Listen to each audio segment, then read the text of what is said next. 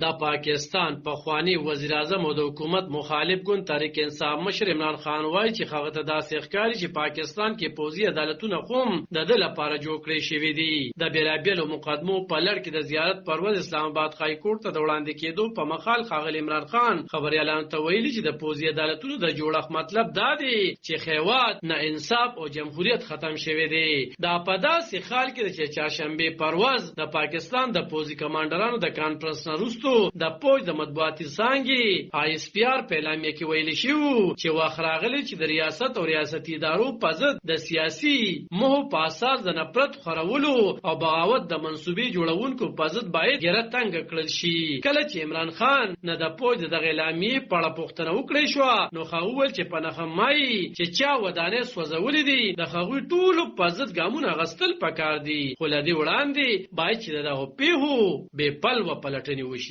هغه وویل چې د پاکستان آئین خپلو وګړو ته د پرامن احتجاج اجازه ورکړې ده او داسې ممنوع سیمې نشته چې هلته د خلک پرامن احتجاج ونه کړي. په نښه مای د عمران خان د نیول کېدو په ضد پاکستان کې د هغه د ګوند پلویانو قهرجن احتجاجونه کړي او د دغو احتجاجونو په مخال پوځي تاسیساتو او دولتي ودانو ته ورونه اچول شوي چې له هغې وروسته حکومت اعلان کړي چې دغو پیښو کې د ککړو کسانو په ضد به پوځي محکمو کې مقدمې چلوي. عمران خان وایي چې د نښه مای له پیښو وروسته د هغه د ګوند تر 100,000 زیات پلویان زندانونو ته اچول شوي او غیر انساني سلوک ورسره روان دي. حکومت بیا د عمران خان دا تورونه ناسم بولي چې ګینې په جیلونو کې د PTI نیول شوو ورکرانو سره غیر انساني سلوک کیږي. عمران خان وویل چې د په ضد تر 1.5 زیات مقدمې درج کړل شوي دي چې د قتلونو مقدمې پکې خوم دي او د دې هر څه مطلب دا دی چې د فشار لاندې راوستل شي او د خپل سیاسي فعالینو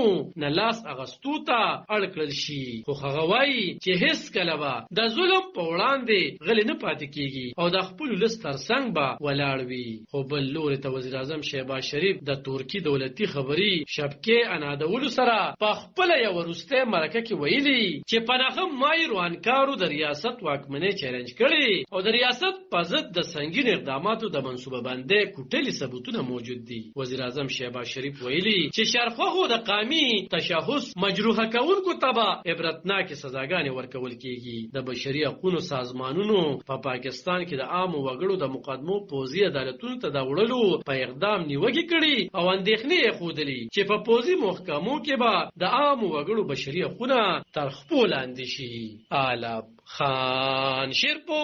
دلبر نیوز 400 دا پاکستان.